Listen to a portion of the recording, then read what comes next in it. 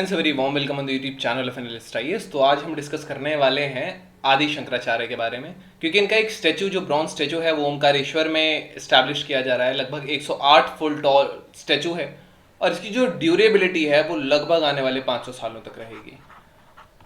अब शंकराचार्य से रिलेटेड इनका जीवन कैसा था, इनकी जो फिलॉसफी है जिसमें इन्होंने कहा था कि ब्रह्म सत्य जगत मिथ्या, जिसको अद्वैत वेदांत भी कहा जाता है या नॉन डुअलिज्म भी कहा जाता है, इसके बारे में हम पढ़ेंगे। देन जिस आइलैंड पर इसका एस्टैब्लिशमेंट हुआ है वो है मंदाता आइलैंड। तो क्यों इस मंदाता आइलैंड की इतनी ज़्यादा रिलीजियस इंपॉर्टेंस है, आफ्टर दैट ये प्रोजेक्ट और इसके आसपास कुछ और भी प्रोजेक्ट्स बनाए गए हैं, उनके बारे में हम देखेंगे। Then we'll be discussing our today's prelims and the base practice questions around this topic. So let's start by news. So एक मॉन्यूमेंट है जो 108 फुट टॉल हिंदू संत जो आदि शंकराचार्य रहे थे, और इस स्टैचू का नाम है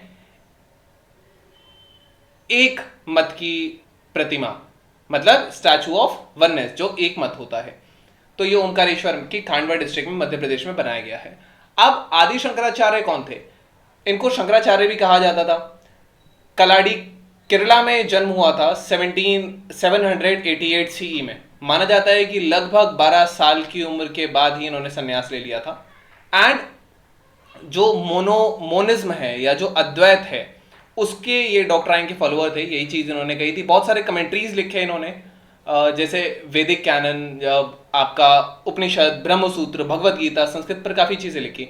according to Swami Vivekananda, actually Swami Vivekananda ने कहा था कि इन्होंने अपना ये जितना भी वर्क था ये लगभग 14 साल की एज में कंप्लीट कर लिया था, जितना भी इनका लिखने का काम था। और उसके बाद इन्होंने जो केवल कार्य किया वो भारत भ्रमण का किया। तो ये काफी एक बड़ा मेजर चीज है। इनके जो मेजर वर्क्स हैं इसमें ब्रह्म सूत्र भाष्य आता है, जो कि बेसिकली ब्रह्म सूत्र पर कमेंट्री है। इसके अलावा भज गोविंदा स्तोत्र एंड निर्वाण शतकम, ये इनके वर्क्स हैं, रिमेंबर द वर्क्स। एंड इनकी जो बेसिकली ये रिस्पॉन्सिबल थे, उस समय बुद्धिज्म बहुत ज्यादा था उस टाइम पे, बिकॉज वो लगभग 8th सेंचुरी की बात है। तो 8th सेंचुरी के अराउंड बुद्धिज्म बहुत ज्यादा प्रिवेल कर रहा था भारत में। तो हिंदुइज्म फिलोसफी को एक तरीके से उन्होंने रिवाइव किया था, क्योंकि हिंदू फिलोसफी बहुत ऑर्थोडॉक्स भी हो चुकी थी, बहुत कास्टिज्म हो चुका था, बहुत सारी चीजें हो चुकी थी। तो एक तरीके से हिंदू फिलोसफी इन्होंने वापस से रिवाइव की थी। मोरओवर इन्होंने 4 मठ बनाए थे, हिंदू मोनेस्ट्रीज, जो कि श्रृंगेरी, पुरी, द्वारका और बद्रीनाथ। अभी हम आगे जाकर इनकी लोकेशन और देख लेंगे।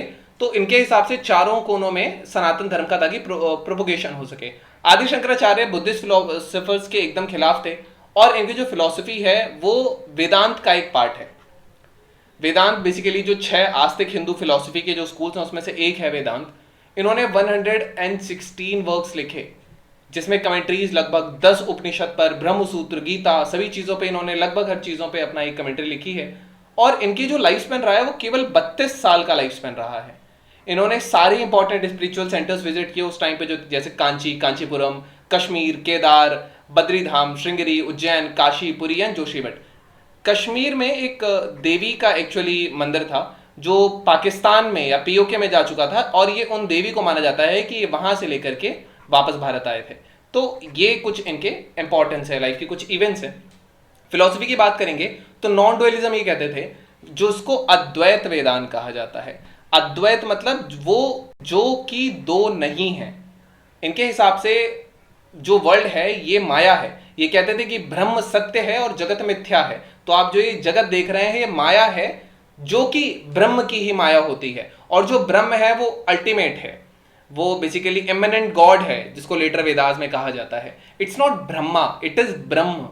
सो आइडेंटिटी टू सेल्फ, अद्वैत वेदांत में जो हम खुद हैं, जैसे आत्मा है, और एक होता है हम जो एक्सपीरियंस करते हैं, जो है जीव है। तो इनका ये कहना था कि ये जो दोनों हैं ये आइडेंटिकल हैं, सत्य में दोनों ही ब्रह्म हैं, बस इंडिविजुअल सेल्फ थोड़ा सा डिफरेंट हमें दिखता है। जैसे कि अगर कोई एक खाली कैन हो तो उस खाली कैन के अंदर का जो स्पेस है वो लगता है कि वो उसका स्पेस है, बट और जो बाहर स्पेस है तो ये स्पेस इससे डिस्टिंक्ट नहीं है, लेकिन लगता है कि इससे डिस्टिंक्ट है। तो ये एक थोड़ी सी फिलॉसफी थी, एक चीज इन्होंने, तो ये एक फिलॉसफी थी। इसके अलावा इन्होंने ये कहा था कि हम जो गलतियां करते हैं जीवन में, या जो हमारी अज्ञानता है, ये हमें अविद्या की तरफ ले जाती है। माया की तरफ ज्यादा ले जाती है। लेकिन अगर हम ब्रह्म को समझते हैं तो ये एरर्स धीरे धीरे मिटते चले जाते हैं और इससे लिबरेशन आता है, या जिसको निर्वाण कहा जाता है, जिसको बुद्धत्व कहा जाता है, वो आता है। और जो जन्म मृत्यु की साइकिल है, which is the cycle of reincarnation, इसको व्यक्ति स्किप करके निर्वाण को प्राप्त होता है। तो इन्होंने एक कॉन्सेप्ट और दिया था जो था निर्गुण ब्रह्म का। निर्गुण ब्रह्म मतलब ऐसे ईश्वर जिनका कोई एट्रीब्यूट नहीं है, जो निर्गुण है, बिना किसी गुण के हैं। सो फेमस लाइन्स हैं, ब्रह्म सत्य जगत मिथ्या जीवो भरमात्रा नपारह। तो जिसमें absolute spirit is the reality and the world which you see is just maya. And एकमेव अद्वितीयम ब्रह्म भी कहा था। इसका अर्थ होता है कि एब्सोल्यूट जो है वो एक है और दो नहीं है, एकमेव ब्रह्म, अद्वितीय ब्रह्म। So this was it. Now इन्होंने 4 मोनिस्टिक इंस्टीट्यूशंस थे जो इनके मठ थे। पहला श्री श्रृंगेरी शारदा पीठ, जो इन्होंने कर्नाटका में चिकमंगलूर में इन्होंने स्टैब्लिश किया था। उसके अलावा ज्योतिर्मठ जो अभी रिसेंटली न्यूज में था, एंड ये उत्तराखंड के गढ़वाल रीजन में इन्होंने स्टैब्लिश किया था। इसके अलावा कालिका मठ जो द्वारका गुजरात में है, और इसके अलावा गोवर्धन मठ जो पुरी उड़ीसा में है। तो उस समय पे भी, जिस वक्त इतना मैप्स वगैरह पॉपुलर नहीं थे, उस समय इन्होंने ये, ताकि चारों कोनों में या चारों दिशाओं में जो सनातन धर्म है उसकी प्रोपोगेशन हो सके, तो ये इन्होंने चारों स्टैब्लिश किए थे। अब क्यों जो मंदाता आइलैंड है वो इंपॉर्टेंट है रिलीजियस डेस्टिनेशन के लिए। जो मंदाता आइलैंड है वो नर्मदा निबर के पास है, और इसमें 2 ज्योतिर्लिंग हैं, एक ओमकारेश्वर और एक अमरेश्वर। मध्य प्रदेश में दो शिवलिंग है, एक आपका महाकालेश्वर है, एक ओमकारेश्वर। जो एरिया है जो कि महाकालेश्वर ज्योतिर्लिंग के पास है वो लगभग 110 किलोमीटर है north west. So this is it. जो नेम है ओमकारेश्वर, ये आइलैंड की शेप से आया है। ये जो आप शेप देख सकते हैं, this is the Om here, so this is the Omkareshwar, इसीलिए इसका नाम ओमकारेश्वर रखा गया। अब स्टैचू के बारे में बात करेंगे तो मल्टी मेटल स्टैचू है, अलग अलग मेटल्स इसमें यूज हुआ है, और ये मंदाता पर्वत हिल के ऊपर बनाया गया है, जिसका जो मुख है वो साउथवर्ड है नर्मदा नदी के। वेट लगभग 100 टन का वेट है, और इसमें बहुत सारे इंडियन टीम के आर्टिस्ट, स्कल्पचर्स, इंजीनियर्स काफी लगे थे। इसकी जो मेटल की कास्टिंग हुई वो चाइना की नानचांग सिटी में हुई है। स्टैचू जो है ये प्राइमरली बॉन्स का बना है, जिसमें लगभग 88% कॉपर है, 4% zinc, 8% tin. So these are the things. Internal structure में बहुत हाई क्वालिटी स्टील है। ये लगभग 75 फुट हाई प्लेटफॉर्म के ऊपर खड़ा है। इसका जो बेस है, इसके नीचे एक शंकर स्तंभ है। शंकर स्तंभ में एक्चुअली वुडन डोम्स हैं, और उनमें स्टोन पिलर्स भी हैं, जिसमें कार्विंग्स हैं। लगभग जो इनके जीवन की ऐसी कुछ 32 स्टोरीज हैं, उनकी कार्विंग्स हैं इसमें। अदर प्रोजेक्ट्स के बारे में बात करेंगे तो एक मत धाम है, जिसमें अद्वैत लोक म्यूजियम लोकेटेड है, जिसमें शंकराचार्य की लाइफ फिलॉसफी को दिखाया गया है। म्यूजियम में अलग अलग आर्किटेक्चर स्टाइल्स है, जैसे नगर, द्रविड़, ओरिया, Hoysala and Maru Gurjar, North Indian, Himalayan, Kerala style. So these are the things. Acharya Shankaracharya international institute of Advaita Vedanta भी यहाँ खोला गया है। महर्षि वेदव्यास अद्वैत लाइब्रेरी भी है। ये एक रिसोर्स सेंटर है, और एक लगभग 36 हेक्टेयर का फॉरेस्ट होगा उन लोगों के लिए जो मेडिटेशन वहां पे करना चाहते हैं।